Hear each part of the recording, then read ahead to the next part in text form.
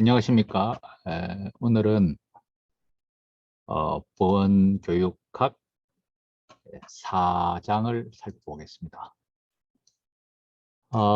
제가 느낀 점이 이 강의 속도도 너무 빨리 해서는 안 되겠구나 하는 생각을 지난 시간에 해보았습니다.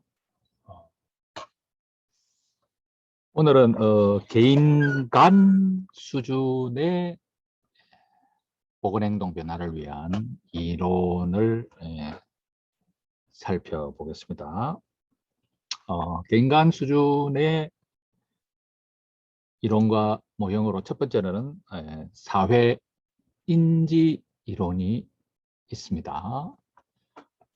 개인 간 수준의 건강 행동, 개인 간 행동, 행태, 행위 뭐 같은 용어로 쓰는데 행위 이론은 개인은 사회 환경 안에 존재하여 사회적 환경의 영향을 받는다고 가정하는 이론이 되겠습니다. 자, 그래서 주변 사람들의 견해나 생각이나 행동이나 그리고 주변 사람들의 지지가 한 사람의 감정이나 행동에 영향을 미치며 그러한 사람들하고 서로 상호작용을 한다는 내용입니다.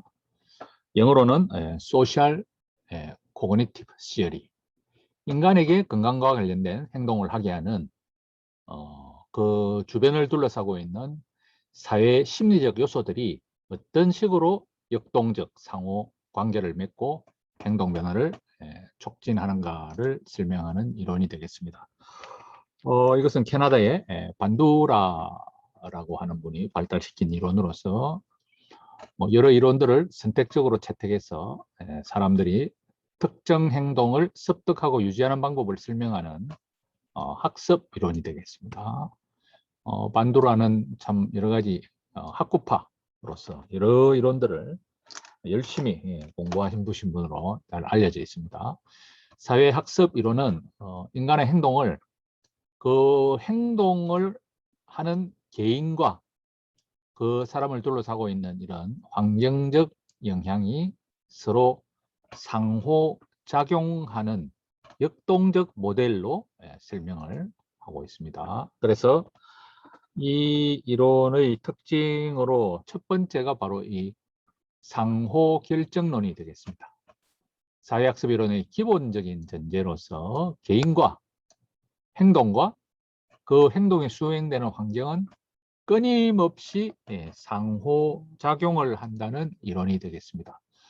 행동은 단순히 어떤 환경 영향의 결과나 개인적 요인의 결과가 아니고 또 그 환경도 개인적 요인이나 행동의 결과가 아니고 이 세 가지가 계속 상호작용의 과정 속에 있다는 것을 반두라가 관찰해냈습니다.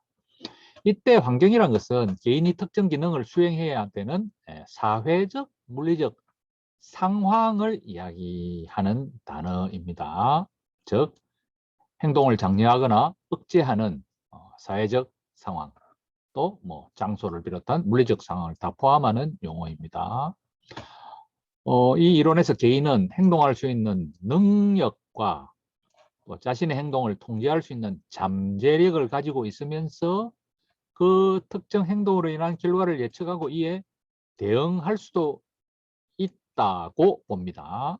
그래서 행동은 개인의 현재 상태나 그 사람 주변의 환경을 반영한 것으로서 이 행동 자체가 또 개인과 환경에 영향을 준다는 이론이 되겠습니다.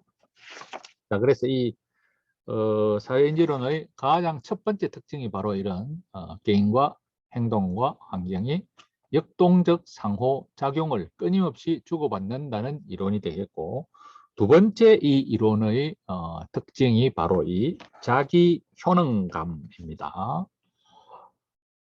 자기 효능감은 특정한 상황에서 특정한 행동을 얼마나 잘 조직, 하고 수행할 수 있는지에 대한 주관적인 판단을 이야기하는 용어입니다. 특정한 상황에서 특정한 행동을 얼마나 잘 순서에 따라 상황에 따라 조직에서 수행할 수 있는지에 대한 주관적 판단을 일컫는 단어인데, 이 효능에 대한 기대는 결과를 얻는데 필요한 행동을 성공적으로 수행할 수 있느냐에 대한 스스로의 신념을 이야기하는 것으로서 좀 어렵죠, 말이. 효능 기대. 효능에 대해서 기대를 가지고 있는 효능 기대는 행동의 정확한 예측 요인으로서의 역할을 합니다. 그래서 이 자기 효능감은 불리한 상황에서도 새로운 행동을 시작할 수 있고, 고위험 상황에서도 목표 행동을 지속적으로 실천할 수 있고, 스트레스 상황에서도 복잡한 행동을 실천할 수 있는 여부를 예측하는 그런 것이 자기 효능감이 되겠습니다.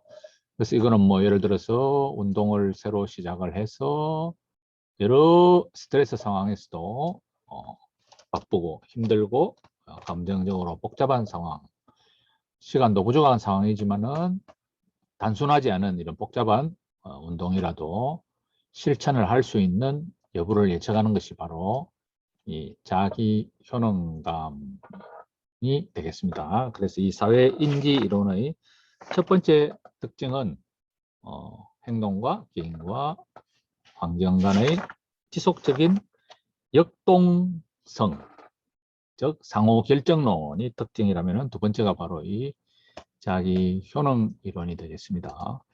자, 그러면 이 자기 효능을 강화시키기 위해서는 어떻게 해야 하는가? 첫 번째가 바로 이 수행 경험이 되겠습니다. 본인이 직접 해보는 경험이 되겠고, 그것이 안 될 때는 대리 경험, 그 다음이 언어적 설득, 생리적 상태가 되겠습니다. 첫 번째 수행의 경험이 되겠습니다. 자기 효능감을 발달시키는 가장 효과적인 방법은 목표가 되는 행동을 성공적으로 직접 수행해보는 그런 성공 경험이 되겠습니다. 성공이 성공을 낳은 결과를 가져오므로 성공을 낳은 결과를 가져오므로 성공 경험을 제공하도록 프로그램을 구성한다. 그래서 대표적인 게 바로 우리가 2분 걷기가 되겠습니다. 운동이라고는 정말 땀 삭고 살은 사람이라도 2분 걷기를 해보니까 이거 뭐 크게 어렵지도 않고 의외로 기분 전환이 되면서 이런 뭐 불안감도 해소가 되고 몸으로 뭐 이렇게 큰 무리도 안 갖는다는 것을 느끼고 나면은 이게 이제 몇 주에 걸친 후에는 5분 경험으로 또 발전을 시켜서 5분 경험을 성공적으로 수행을 할 수 있게 되면은 이제 이걸 10분으로 발전시키도록 프로그램을 짜는 방식이 되겠습니다. 그래서 10분 걷기를 3번만 하게 되면은 이게 하루 30분이 되는 것이고, 이게 뭐 한 이틀 쉬더라도 주 5일 정도만 지속을 하면은 국가가 정한 중강도 신체 활동량 150분을 달성하게 하는 식으로 프로그램을 짜는 것이 바로 이 자기 효능감을 높이는 첫 번째 수행 경험을 고려한 프로그램이 되겠습니다. 두 번째가 이제 대리 경험이 되겠습니다. 대리 경험은 자신이 직접 경험하지는 않았지만은 자신과 비슷한 능력을 가진 타인의 행동 수행을 관찰함으로써 자기 효능감을 발달시킬 수가 있겠습니다. 대리 경험을 통해서 목표 행동을 위한 기술, 이때 기술은 뭐 스킬이라고 하죠. 기술, 뭔가 좀 조금 폭넓은 의미의 단어이죠. 그리고 자신도 수행할 수 있다는 능력에 대한 자신감을 갖게 된다. 그래서 여러 가지로 본인과 비슷한 상황에서 그 행동을 수행해낸 사람들의 스토리, 동영상, 사례 이런 것들을 계속 제공해 줌으로써 질병이 있더라도 나이가 많더라도 딸린 자식들이 있더라도 직장인이 바쁘더라도 여러 가지 상황 속에서 이 경험을 대리로 하게 함으로써 자기 효능감을 키울 수가 있겠습니다. 세 번째가 이제 언어적 설득이 되겠습니다. 언어적 설득은 이제 말로 뭐 우리가 흔히 말하는 이제 말로 뭐 강의를 듣거나 설득을 듣거나 해서 어떤 특정한 행동, 목표 행동을 수행할 수 있는 능력에 대한 자신감이 타인으로부터 듣는 격려나 비판의 말에 의해서도 영향을 받게 되겠습니다. 네 번째가 생리적 상태입니다. 아픔이나 피로, 질병 등은 과제를 수행하는 사람의 능력에 대한 자신감에 영향을 미치는데 예를 들어서 뭐 노인 대상의 운동 프로그램 같으면은 노인들의 실제 신체 상태뿐만 아니라 자신의 능력이나 잠재력에 대해서 어떻게 인식하느냐에 따라서도 결정이 될 수 있다.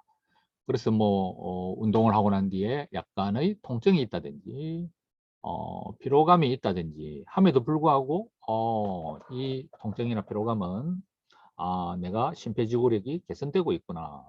아니면은 나의 근력이 향상되는 과정이구나. 이렇게 인식을 하고 잘 해석을 하게 되면은 자신감을 키울 수 있게 된다는 뜻이 되겠습니다. 자, 세 번째 이제 환경의 영향이 되겠습니다. 첫 번째가 뭐였죠? 첫 번째가 이제 사회인지론의 특징은 개인과 행동과 이 환경이 끊임없이 상호작용하고 또 거기에서 핵심적인 것이 자기 효능이다. 그래서 개인이 어떤 효능을 기대함으로써 행동을 하게 되고 또 그 행동의 결과를 기대함으로써 이 두 개를 합해서 자기 효능이라고 일컫는 아주 핵심적인 개념이었다면 세 번째는 바로 이 이제 환경의 영향이 되겠습니다. 사회적, 물리적 환경을 다 통칭하는 단어라고 그랬죠. 그래서 이 환경의 영향은 먼저 환경으로부터 강화를 받을 수 있습니다.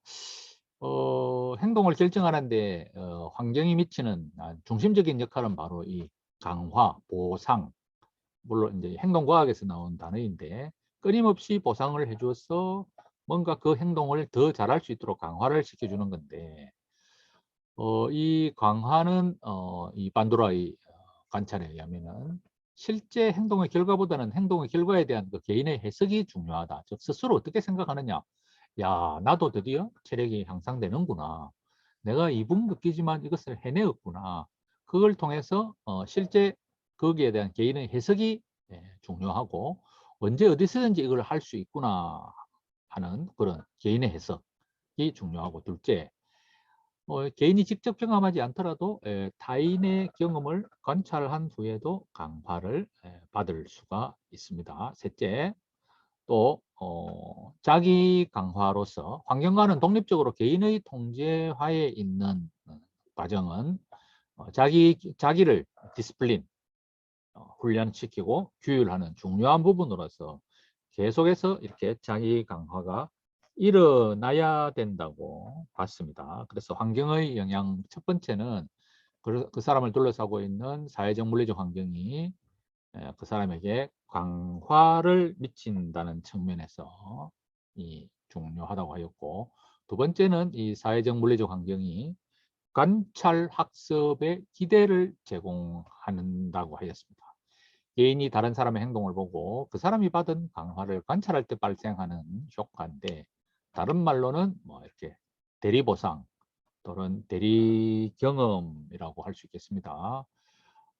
그래서 관찰학습의 단계는 첫째, 주의 집중. 이때까지는 무심히 보고 지나쳤는 것을 자세히 봄으로써 저분은 저렇게 살고 있구나. 저분은 저렇게 행동을 하는구나. 그렇게 해서 그 사람이 어떤 식으로 강화를 받는가를 주의를 집중을 하고 그 과정을 기억을 해내고 그리고 기억할 뿐만 아니라 본인의 신체적 행동으로 전환시켜서 따라해 보는 과정에서 이 습득이 된다고 합니다. 그래서 뭐 나중에는 자기가 보지 않은 것까지 이렇게 응용으로까지 나아갈 수 있다고 합니다. 첫째, 사람은 모델이 되는 행동의 중요한 특성에 주의를 집중해서 정확하게 인지를 하지 않는 한 관찰로 많은 것을 배울 수 없다. 주의를 집중해서 정확하게 인지를 함으로써 관찰학습이 시작이 되고 observational learning, 기억과정 둘째, 만약 특정 행동을 자신이 행해야 된다면 관찰자는 그 행동을 적절할 때 사용할 수 있도록 기억에 저장을 하는 단계가 관찰학습의 두 번째 단계이고 세 번째로는 이제 자기가 기억에 담은 행동을 자신의 행동으로 이렇게 따라 해보는 전환시켜서 따라해보는 과정이 있겠고 마지막으로 이제 습득 과정이 응용까지 할 수 있는 그런 단계로까지 나아간다고 하였습니다. 네 번째 이 이론의 요소가 바로 자기 규제 행동입니다.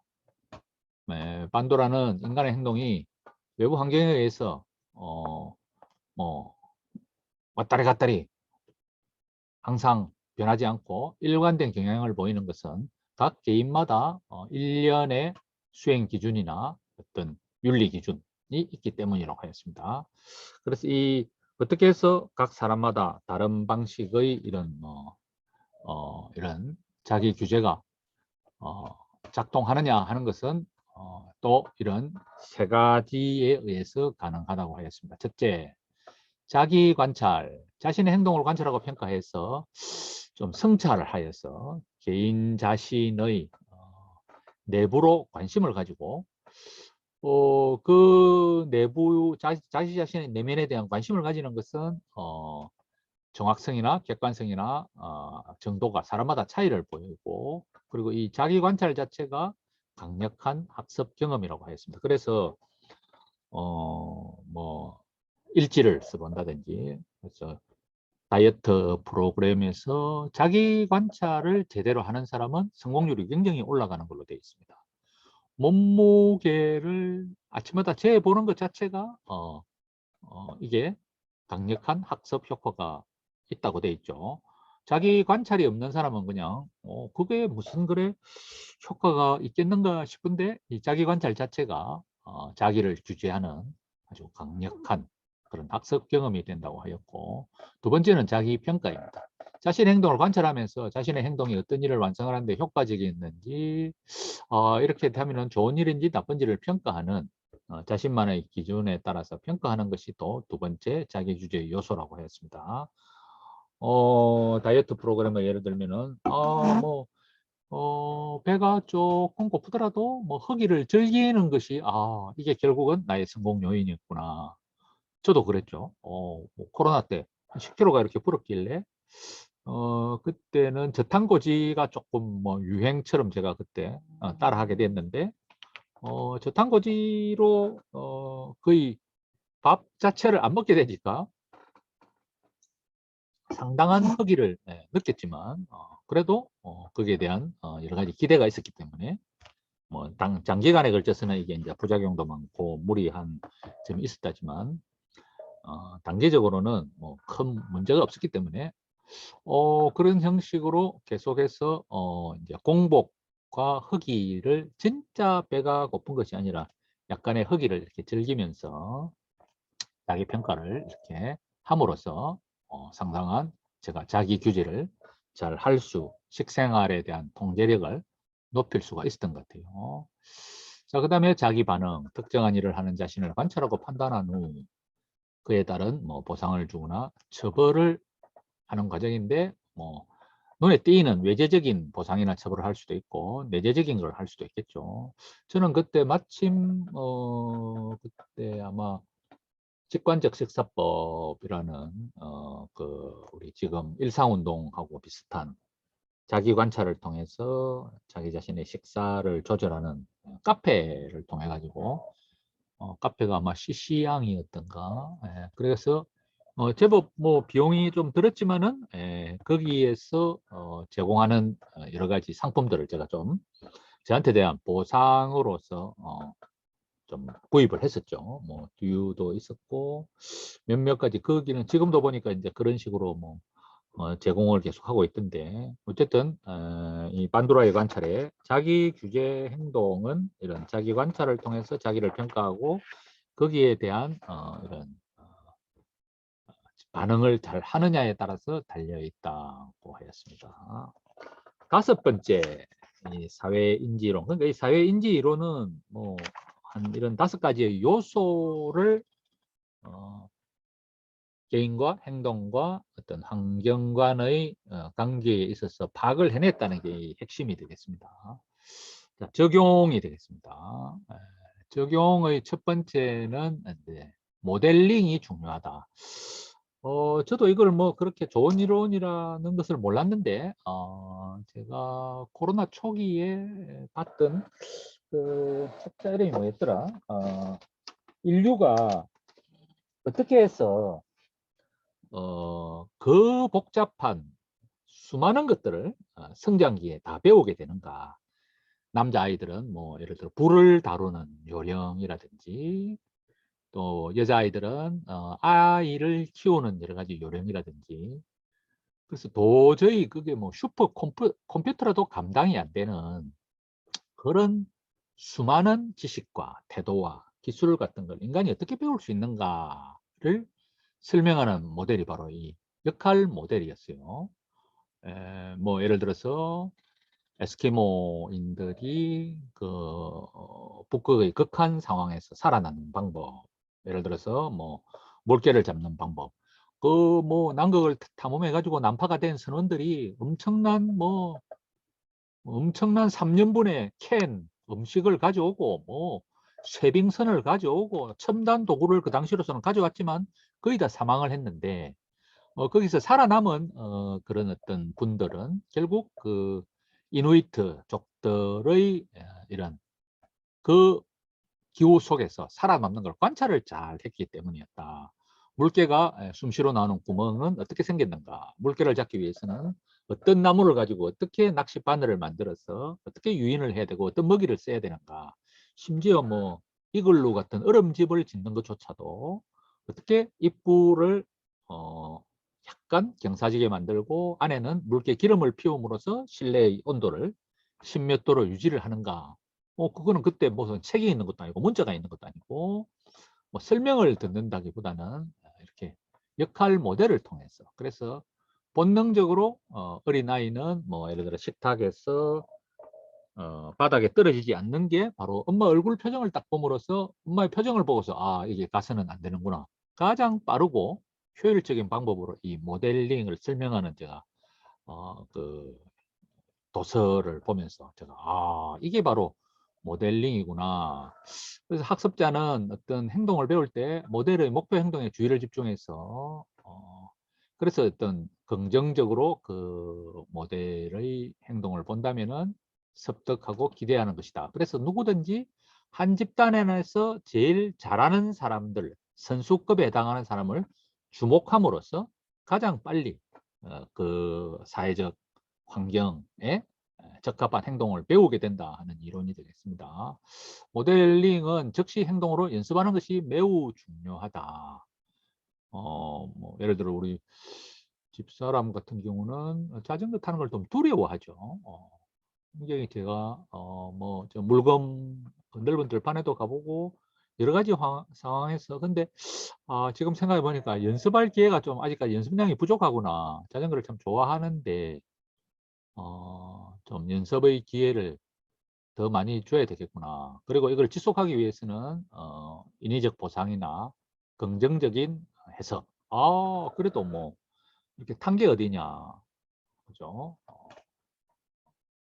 뭐 비틀비틀 하더라도 그래서 행동을 그래서 우리 어린이들이 뭔가를 배울 때는 엄마나 양육자로부터 끊임없는 이런 칭찬을 듣고 또 뭐 먹는 것도 주고 그렇게 함으로써 이 모델을 통해서 배우게 되고 두 번째 어떤 행동을 응용하고 적용하기 위해서는 이 스킬 아까 기술이라고 나왔죠. 이때 테크닉이 아니고 이거는 이제 약간 사회적 기술을 포함하는 단어가 됩니다. 뭐 담배를 거절하거나 술을 거절하거나 이런 걸 포함해 가지고 목표 행동을 효과적으로 수행할 수 있도록 하고 학습자가 그 행동을 시도할 가능성을 높여준다. 그러니까 뭐 거절할 때의 말을 어떤 식으로 말을 하는지, 또 뭐 문구를 어떻게 작성해서 뭐 이렇게 상대방에게나 전달을 하는지, 이런 것들을 포함해서, 그래서 이런 기술이 발달하기 위해서는 필요한 기술을 설명을 하고 시범을 보여주고, 학습자가 다시 한번 그 교사에게 시범을 보이도록 지도하는 게 좋고, 그럴 때 잘못된 부분을 고쳐주고 또 다시 반복하는 것이 효과적인 것으로 되어 있습니다. 저도 여러분한테 오늘 뭐 배운 거 한번 설명해 보시오. 제가 여러분한테 그렇게 이야기를 하고, 그러고 뭐가 잘못됐는지 고쳐주면서 또 다시 설명을 해보라고 하는, 이런 게 어찌 보면은 강의 기술, 설명의 기술을 습득하는, 왜 이때까지 이걸 안 했던가 하는 그런 생각이 들어서, 오늘도 여러분하고 그런 연습하는 시간을 꼭 가져야 되겠다는 생각이 듭니다. 자, 그리고 이 적용을 잘 하기 위해서는 모델을 통해서 기술 훈련을 받고, 역시 여기에도 자기 모니터링이 중요하다. 필요한 변화를 잘 이거는 기록을 할 수도 있고, 뭐 워크원 같은 걸 보면서 출장이 있었지만 나는 뭐 이런 주말에는 이렇구나, 평일에는 이렇구나, 출장을 가면 이렇구나 하고, 이런 기록을 통한 모니터링이 중요하고, 네 번째로는 이 적용을 잘 하는 데 있어서도 계약이 중요하다. 이 계약이란 것은 사회적인 영향을 주요한 요인의 행동 변화의 요인에 포함시킨 유용한 행동 변화 기술로서 두 사람 이상이 뭔가 계약을 통해 동의하고 구체적 행동을 육하 원칙에 의해서 내가 3주 목표, 3일 목표를 명시를 해서 이걸 어떻게 측정할 거냐. 워크온 앱을 통해서 내가 하루에 뭐 4,000보를 걸으면 성공이다. 그리고 그와 함께 또 보상을 반드시 주도록 서명을 하는. 그래서 우리 지금 일상운동 목요일 수업에서도 이렇게 어떤 목표를 세우면 꼭 거기다가 보상을 명시를 하고, 그걸 다른 사람과 함께 이렇게 짝이 됐든 의료인이 됐든 전문가가 됐든 가족이 됐든 계약을 하게 하는 이런 방식이 이 실제 행동을 적용하는 데 도움이 된다고 하겠습니다. 자, 그래서 이 조금 몸이 건조해 보이기는 한데 보니까 이 파워포인트가 출판사에서 가져온 파워포인트인데 그림이 좀 빠졌네요. 그림이. 자, 그래서 지금 이야기한 이런 상호결정론, 자기효능이론, 또 환경의 영향과 자기규제, 그리고 적용, 이 5가지 요소를 다 고려해서 어떤 청소년 흡연 예방 프로그램을 짜게 되면 상당히 효율적인 모델이 될 수 있다. 제가 다음 시간에 그림을 한번 보여드릴게요. 그래서 개인적 요인과 행동 요인과 환경 요인을 다 고려해서 지금 이야기했던 그런 상호 결정론과 또 자기 효능을 높이기 위한 4가지 방법과 환경의 영향에서 오는 강화와 관찰 학습이 다 들어가도록 하고, 자기 규제 행동이 잘 될 수 있도록 자기 관찰과 평가와 반응이 들어가면서 마지막에 적용을 잘 할 수 있는 모델링과 기술 훈련, 자기 모니터링, 계약이 들어가도록 청소년 흡연 예방 프로그램을 이렇게 작성을 한다면 이 프로그램의 효과가 아주 이런 이론을 모르고 작성했던 것보다는 훨씬 효과를 발휘할 수 있는 그런 이론이 되겠습니다. 자, 오늘의 주제가 첫 번째는 개인 간 수준의 보건행동 변화를 위한 이론과 모형인데, 첫 번째로는 이 사회 인지 이론이 되겠습니다. 그래서 이거는 모형이라기보다는 5가지의 핵심 요소가 들어가 있는 이론이 되겠고, 두 번째 이론이 소셜 네트워크, 그리고 소셜 스포트 이론이 되겠습니다. 인간은 뭐 여러분 잘 아시다시피 인간이 이 지구상에서 모든 동물을 다 정복할 수 있었던 단 한 가지 요인을 든다면 바로 이 사회적 관계망을 형성을 했다. 그리고 이 관계망 속에서 서로 간의 지지를 주고받은 것이었다. 그러니까 뭐 인간의 우리가 화요일 수업에서도 나왔지만은 인간의 가장 큰 특징 중에 하나였던 오래 달리기. 표범이나 다른 동물들이 아무리 빠르고 힘이 세지만 사람이 혼자가 아닌 사회적 관계망을 딱 짜가지고 동물의 발자국을 관찰하고 냄새를 맡고 도망가는 경로를 예측을 해가지고 타이밍까지, 그죠? 한낮에 동물들이 헐떡헐떡 입을 헐떡해야 되니까 혓바닥을 내고 숨을 쉬어야 되니까 오래 움직이지 못한다는 것을 간파하고 이렇게 여러 사람이 역할을 분담해가지고 관계망 속에서 협력을 통해서 바로 이 지구의 최강자가 될 수 있다, 그죠?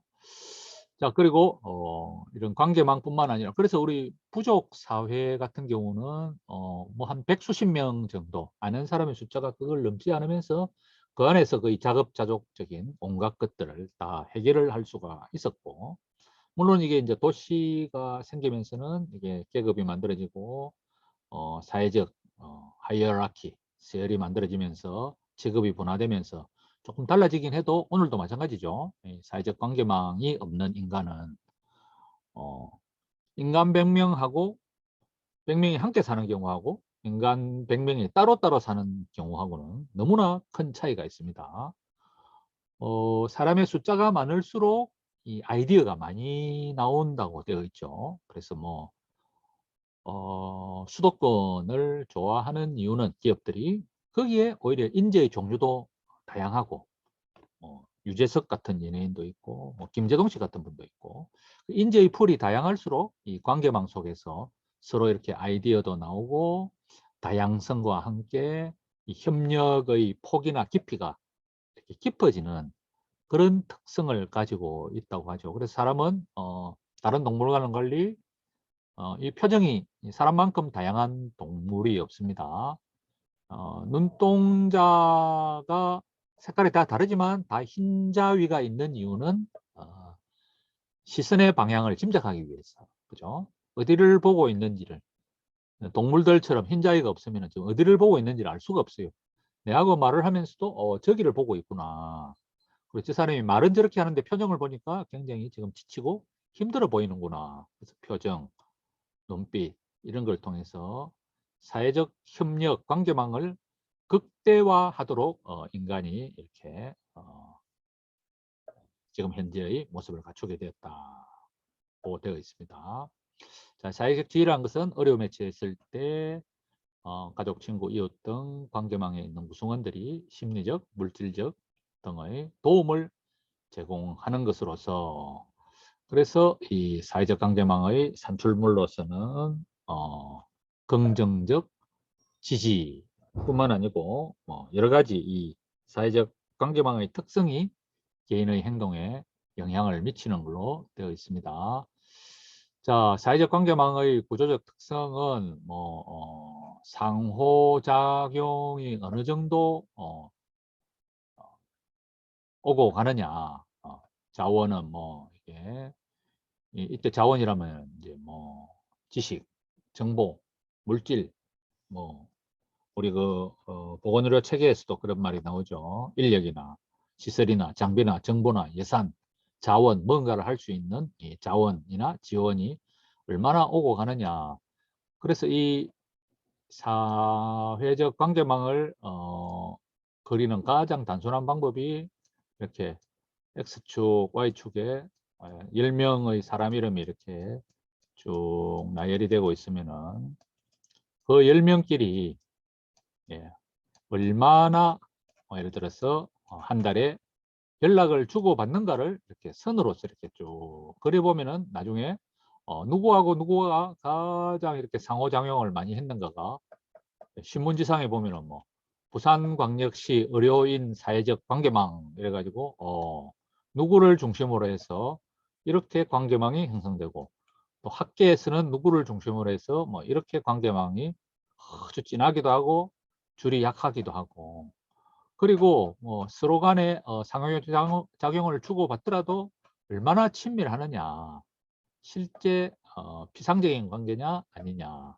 그리고 얼마나 다양한 지원을 주고받느냐, 또는 이런 양방향 서로 얼마나 동등한 관계에서 권력이나 영향력을 공유하느냐, 이런 것들을 잘 연구해 보면은 이것이 어떤 그 조직의 행동 변화를 유추할 수 있는 중요한 이론이 된다.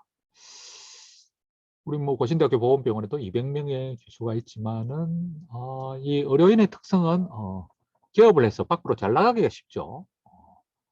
그런데 예를 들어서 뭐 우리 아주 중소병원에 오래 재직한 직원들 같은 경우는 오늘도 그런 이야기를 들었어요. 오늘 어디에서 그런 이야기 들었더라. 저기 뭐 서면에 있는 뭐 종합병원, 제가 오늘 인제의대 특강을 갔다가 아주 직원들의 상호작용이나 강도나 이런 복합한 서로 도움을 주고받고 또 서로 간의 어떤 이런 영향력을 공유하는 그런 정도가 상상을 초월한다. 어떻게 그런 작은 병원이 이렇게 다양한 일을 해낼 수 있느냐 하는 것들은 바로 이런 관계망의 뭐 특성도 있다. 부산 시내 모 병원에도 제하고 그대를 졸업했는데 입사했다면 안 나가는 병원이 있어. 어떻게 그렇게 한 번 들어간 사람은 나오지를 않고 저렇게 오래 같은 기관에 재직을 하는가. 이야기를 들어보면 그게 뭐 그렇게 봉급이 그렇게 많아서만은 아닌 것 같아요. 예. 그럼에도 불구하고 상당한 그 조직 문화라 할까, 이 사회적 관계망이나 지지의 특성이 강력하게 형성되어 있는 이렇게 네 가지뿐만 아니라 다섯 번째, 또 얼마나 동질성이 있느냐, 연령, 인종, 사회적, 지위적, 인과적 특성이 얼마나 비슷하게 구성되어 있고, 그리고 얼마나 근접하게 생활을 하느냐. 어떤 캠퍼스 같은 경우는 그냥 월화수목 지나면은 그냥 뭐 전부 수도권으로 빠져나가는 그런 대학도 있다고 봐요. 그래서 이제 사회적 관계망을 파악을 할 때 이런 상호작용의 정도, 강도, 복합성, 지향성, 동질성이나 어떤 지리적 분포 같은 것들을 잘 파악을 하게 되면은 좀 예측이 가능하죠. 이 조직이 얼마나 변화에 잘 적응을 하고 장기적으로 뭐 예를 들어서 이런 건강 관련 행동을 수행하는데도 이 조직이 얼마만큼 모범적인 조직이 될 수 있을 것인가.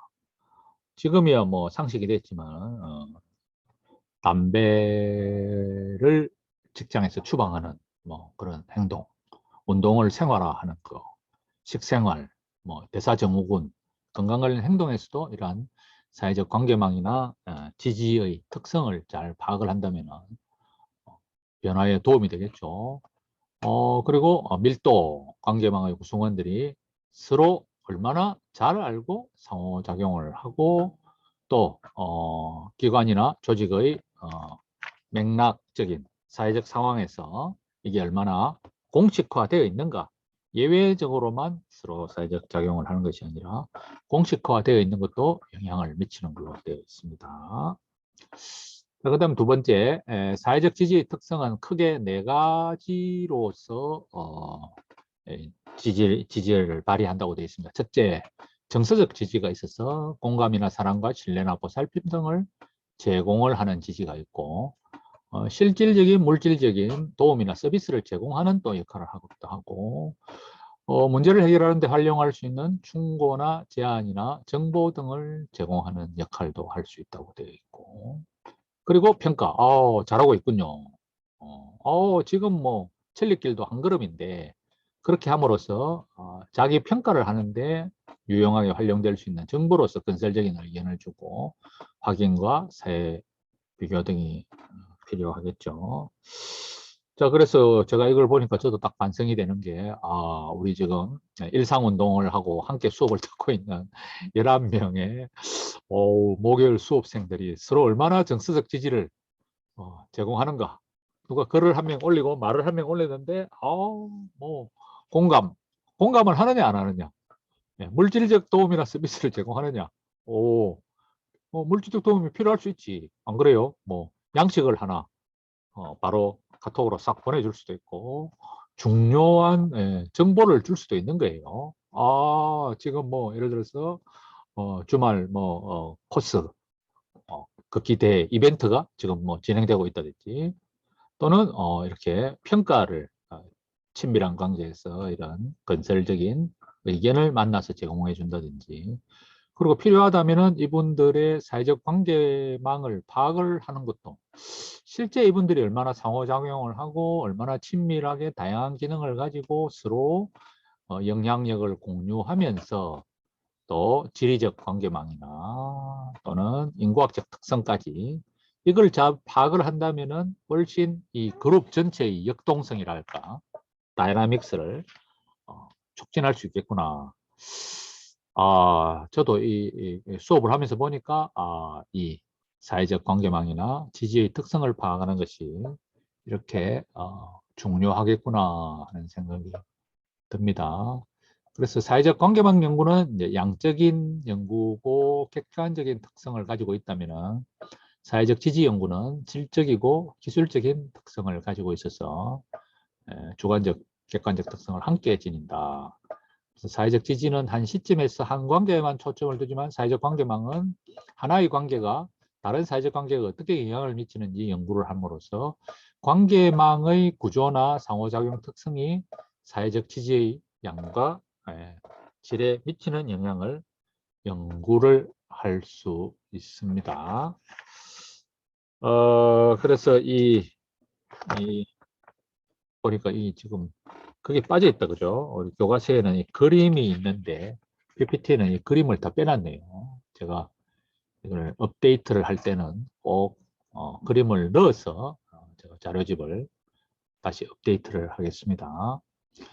자, 그 다음에 사회적 관계망과 지지에 있어서 세 번째로 이 자연적 도움을 내추럴 헬퍼라고 부르는 사회적 관계망을 활용한 이 이론에 있어서 아주 중요한 이론이죠. 이게 예를 들어서 우리나라에서 1960년대 가족계획이 처음 도입될 때도 그 동네에서 제일 수다스럽고 말빨이 세고 이런 사람을 골라가지고 뭐 팔레트라든지 동네의 이런 분이 약간 훈련을 받아가지고 피임에 대한 여성들의 의식을 바꾸는 이런 일에 앞장선 영화도 있어요.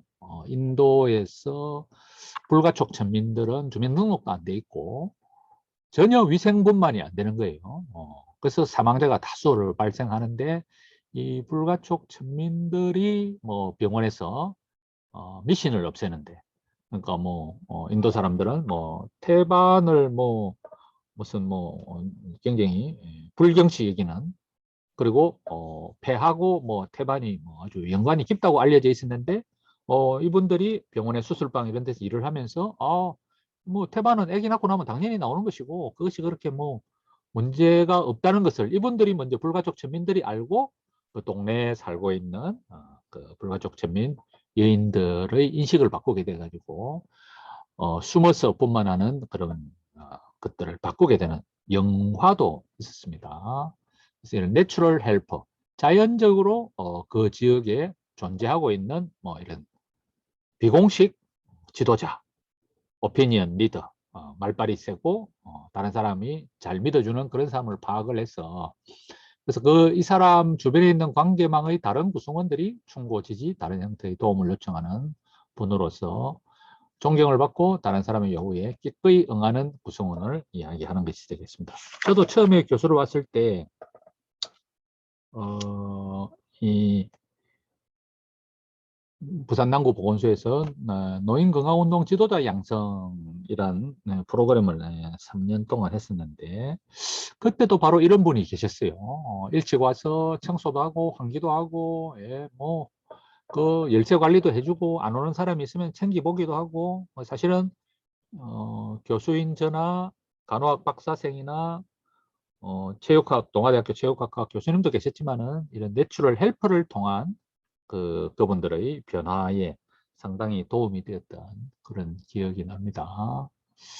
자, 그래서 기존의 사회적 관계망, 사회적 지지뿐만 아니라 내추럴 헬퍼를 활용해서 이런 관계망을 강화하는 것이 이런 개인 간 수준의 행동 변화에서 도움이 되고, 그다음 네 번째가 이제 커뮤니티 커패시티, 지역사회 역량 강화 및 문제 해결을 통한 관계망 강화라는, 뭐 아주 쉽게 설명하면 이렇습니다.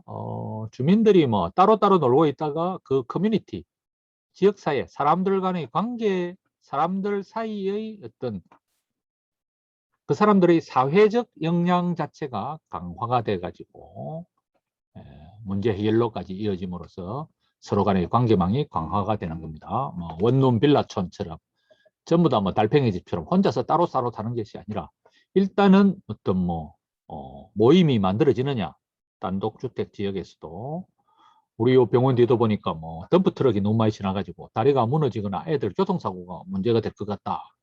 그래가지고 뭐 이제 주민들이 뭐 거기에 대한 문제도 파악을 하고 그, 구의원하고 막 간담회도 하고 해가지고 아마 우리 저 남구의 간만동이든가 그래가지고 거기 특정 길로는 이제 대형차가 뭐 못 다니게 하도록 공식화 한다든지 횡단보도를 신설을 해가지고 통학하는 애들이 또 안전하게 가게 한다든지 뭐 이렇게 속도 제한 카메라를 또 따라가지고 교통 법규를 더 지키게 한다든지, 그럼 지역사회 안전과 관련해서도 이렇게 지역사회 전체의 역량이 강화됨으로써 문제 해결을 통해서 또 관계망이 더 강화되는 방식으로 이런 응용을 할 수가 있겠습니다. 문제 해결에 참여하는 과정에서 이 구성원들이 새로운 관계를 형성하기도 하고 기존의 관계를 강화하기도 한다. 그러니까 관계가 없던 사람들이 서로 간에 관계를 형성하고 강화시키는 이런 걸 다른 말로는 지역사회 개발이라는 용어도 쓰고 있죠. 뭐 예를 들어서 뭐 그 지역의 뭐 이런 기생충 질환이라든지 개인이 어떻게 아무리 노력해도 가능한 것이 아니라 예를 들어서 뭐 무슨 뭐 사자를 퇴치하는 그런 문제에서부터 먹거리를 가공하는 방법에서부터 어떤 문제가 생겼을 때 왜 우리 저 반송 지역 철거민촌의 청소년들이 그렇게 놀이터에서 술 담배를 많이 하느냐, 뭐 외부에 경찰이 단속해도 잘 안 되는 거예요 이게. 그래서 어머니 주민회 이런 데서 뭐 밤에 순찰도 돌고 다 아는 사람이잖아요, 그죠? 그래서 그분들끼리 조직을 만들고 뭐 토요일마다 뭐 보건소에서 금연 클리닉을 초병을 해서 운영하기도 하고, 또는 뭐 알코올과 관련해서 그 뭐 술을 먹는 그 놀이터에 뭐 그 우거진 음침한 환경을 막 준비를 하면서 매월 뭐 청소도 하고 마을을 돌면서 이런 순찰, 정화 활동, 청소 이런 걸 함으로써 동네 자체의 어떤 문제를 해결하는 그런 것을 예로 들 수 있겠습니다. 작년에 우리 시청에서 했던 지역사회 우수 사례 발굴할 때도 보니까 왜 서구하고 부산광역시 동구에서 지난 한 10년 사이에 하루 30분 걷는 사람의 비율이 30% 초반에서 40% 초반으로 거의 매년 1%씩 올라갔더라고요. 서구나 동구는 뭐 저도 늘 출퇴근을 하는 동네라서 여기에서 이렇게 많이 걸을 이유가 있을까 싶었는데 그게 이제 이렇게 마을 건강센터가 생기면서 그 마을 건강센터에서 이런 어떤 걷기 지도자 양성을 하고 학교 운동장마다 이런 걷기 클럽을 운영하도록 이렇게 도움을 좀 드린 것 같아요. 그래서 그 걷기 클럽을 뭐 주로 50대 여성들이 많았는데 이런 서로가 조직하고 운영하는 과정에서 서로 친구가 되고 또 뭐 이렇게 서로 간의 경험도 공유하면서 이런 관계망이 이렇게 형성돼 갔던 그런 사례가 생각이 납니다. 자, 그 다음에 큰 세 번째, 첫 번째가 뭐였죠?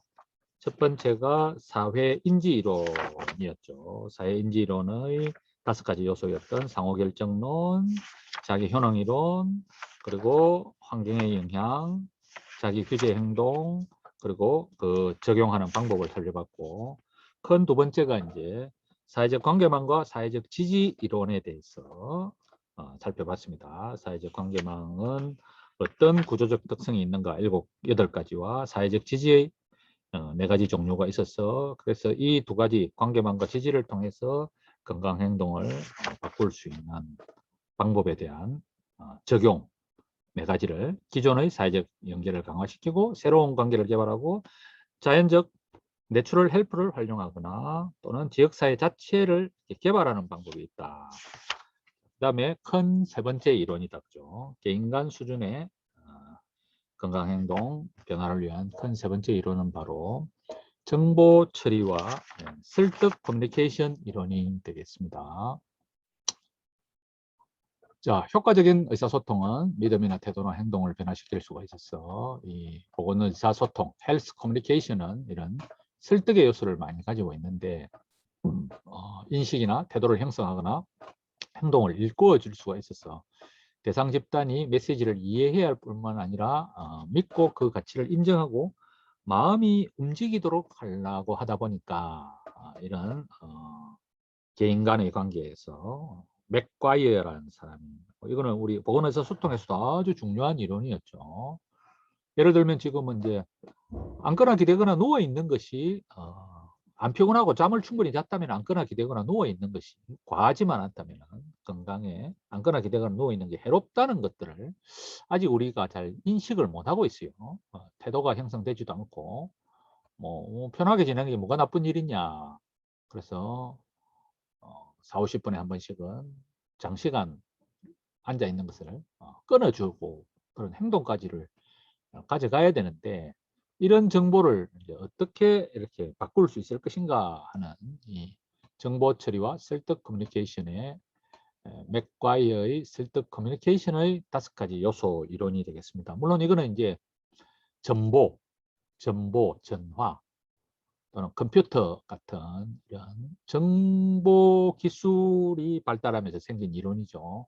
어떻게 해서 이렇게 사람들 사이에 정보가 잘 오고 갈까 하는 첫 번째가 바로 정보원이 누구냐, 그 정보원이 얼마나 attractive, 매력이 있고 신뢰가 가고 그리고 뭔가 권위가 있는가. 그래서 우리가 홈쇼핑이나 방송 광고에 보면은 늘 뭐 사람들의 신뢰를 많이 받고 호감이 있는 분 또는 권위가 있는 사람이 나와가지고 이런 광고를 하거나 메시지 발표를 하면은 상당한 설득력을 높일 수가 있고, 둘째 이제 메시지의 형태나 내용이나 구성이 중요하다.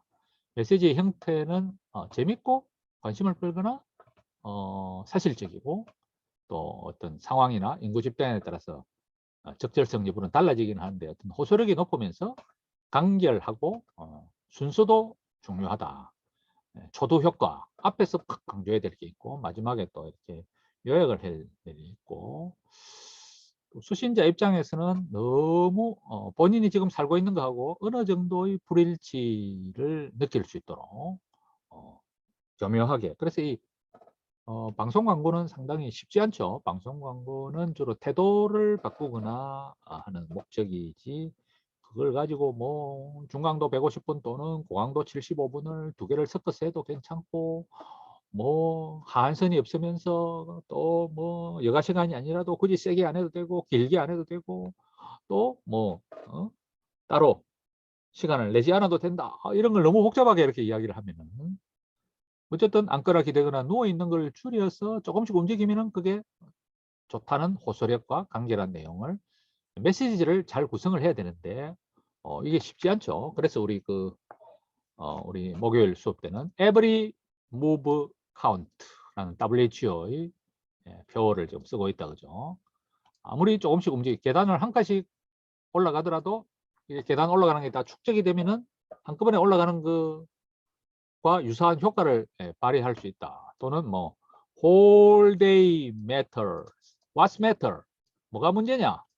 whole day, 하루 종일이 중요하다. 그래서 잠도 충분히 잘 자야 되지만은 시팅은 최소화하고 스태핑을 가능한 늘리되 스웨팅, 땀까지 흘리면 더 좋다 하는 이 캐나다의 그 24시간 24hour movement 가이드라인에서 나온 4S에 기초한 whole day matters.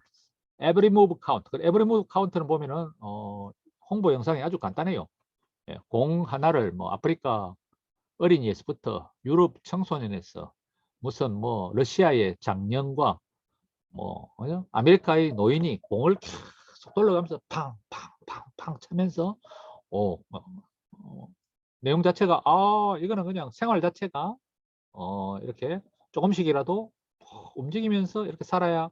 그런데 사람들 표정이 굉장히 밝고 환하게 나오니까 저 사람들은 저렇게 공도 잘 차고 하는데 나는 이렇게 앉아서 텔레비만 보는 게 조금 어색하구나 하는 걸 느낄 수 있도록 그렇게 좀 구성이 된 것 같네요. 지금 보니까.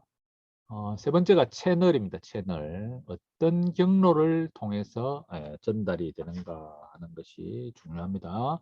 옛날 같으면 뭐 직접 대면을 해야 됐지만은 요즘은 또 뭐 이런 여러 가지 시청각, 유튜브라는 또 막강한 매체가 나오게 됐고 그 사이에 또 인쇄물인데 요즘 또 인쇄물도 좀 시들하죠. 종이가 낭비되고 상호작용이 참 중요하다 그죠. 댓글로 질문이 가능하냐, 또 시청 촉각을 다양하게 활용하면 활용할수록 이 효과가 높다 하는 것이 맥과이어의 연구 내용이고, 네 번째가 이제 수신자 리시브의 특성이 사실은 가장 중요하죠.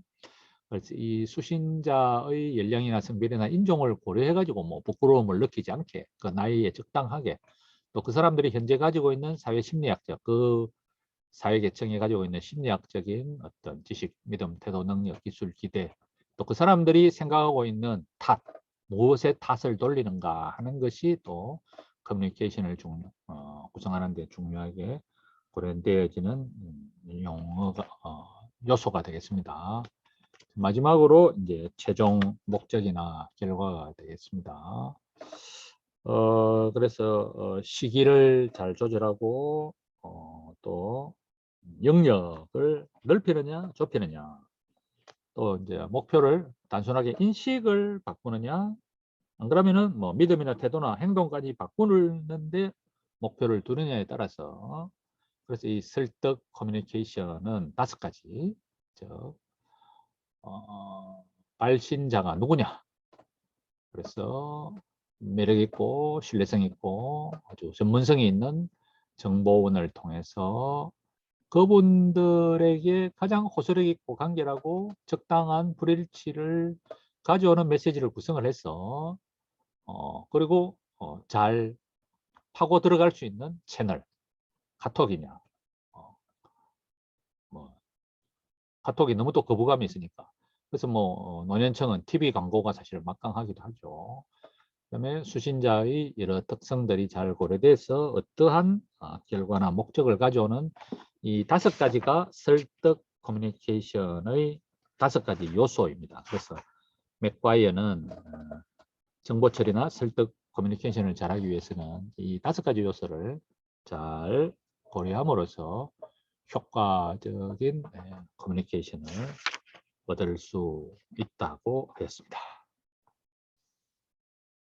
자, 그리고 이제 사회 마케팅이라는 아주 큰 주제가 또 하나 더 있죠. 그래서 이 사회 마케팅은 이 정보 처리를 마케팅, 물건을 파는 이론하고 결합을 시킨 거예요. 그래서 다양한 마케팅의 원리와 사회 변화 접근 방법을 포함하는 이론으로 발전된 게 이 사회 마케팅 이론으로서, 이거는 이제 다른 챕터에서 또 나오게 됩니다. 그래서 물건을 팔게 되는 거니까 뭐 대표적인 게 되게 많아요. TPS 이론도 있고, 내 물건을 팔게 될 타겟이 누구냐, 나의 포지션은 또 어떠냐, 또 세그멘테이션 얼마나 대상층을 잘게 쪼댔느냐. 그래서 이 물건을 사야 될, 예를 들어서 앉거나 기대거나 누워 있는 것을 줄여야 되는 것은 물건을 파는 건 아니지만 이 행동도 마케팅의 이론을 통해서 주로 보면은 거의 앉거나 기대거나 누워 있는 타겟을 대상으로 해서 포지션, 나의 포지션은 뭐 이런 예를 들어서 보건복지기관에서 서비스를 제공하면서 도움을 제공하는 제공자의 입장에서 포지션을 잡아서 더 잘게 쪼개서 그 중에서도 특히 국가의 서비스를 받으러 오는 사람을 세그멘테이션, 잘게 쪼개서 접근을 하되 또 포피 이론도 있죠. 그래서 이 첫째 플레이스 그분들이 굉장히 접근하기 유용한 어떤 장소, 그럴듯한 상품, 물건을 팔 때 판매 장소가 중요하고 어떤 방식으로 또 그분들이 치러야 할 희생이 가장 적게 프라이스가 가장 적으면서 타겟층이 쉽게 접할 수 있는 장소에서 희생을 적게 하면서 프로모션까지 진행한다. 흥행, 광고 이런 것까지 진행을 하면서 그래서 이 프로덕트, 그럴듯한 프로그램 이름도 잘 지어야 되죠. 물건을 살 때처럼 딱 들으면은 기억하기 쉽고 호감이 가는 물건 이름, 사업 이름을 짓고 장소. 사회 마케팅은 이처럼 마케팅 이론을 이런 건강 행동에 도입한 이론이죠. 우리 사실 광고 이론이 출발한 게 담배 회사에서 출발했다고 그러죠. 1920년대 30년대에 그 당시에 뭐 캐멀이라는 담배 광고가 낙타가 녹색 양복을 입고 나와가지고 담배 광고를 하는 상당히 당시로서는 담배에 대한 호기심을 유발하면서도 멋있고 그래서 그 뒤로 계속 뭐 말보로 광고를 할 때는 카우보이가 모닥불을 피우면서 뭐 또는 자전거를 타고 공중을 촥 도약을 하는 그런 과정들을 통해 가지고 이런 마케팅 이론, 광고 기법이 발달을 했다고 하는데 이거를 사회적 변화를 초래하는데도 이런 마케팅 이론을 도입하는 게 바로 나중에 사회 마케팅 이론으로 발전을 하게 되는 것입니다.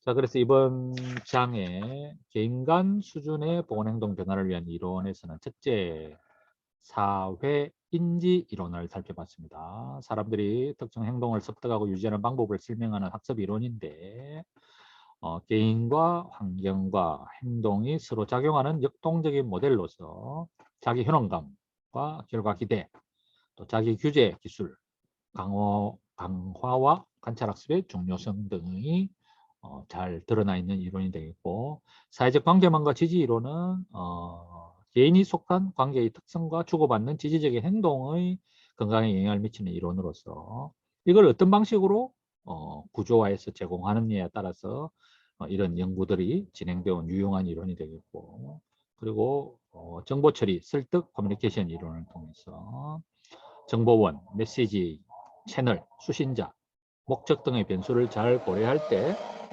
이런 사람의 관계망을 통한 변화가 일어날 수 있다. 이런 이론입니다. 제가 지금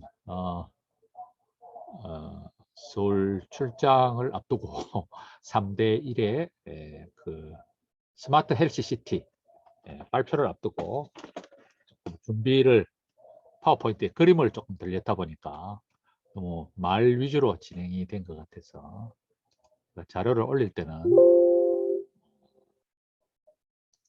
그림을 포함을 해서 PPT를 올려야 되겠다 하는 생각이 듭니다. 자, 첫째 시간은 여기까지 마치도록 하겠습니다. 둘째 시간에 또 뵙겠습니다.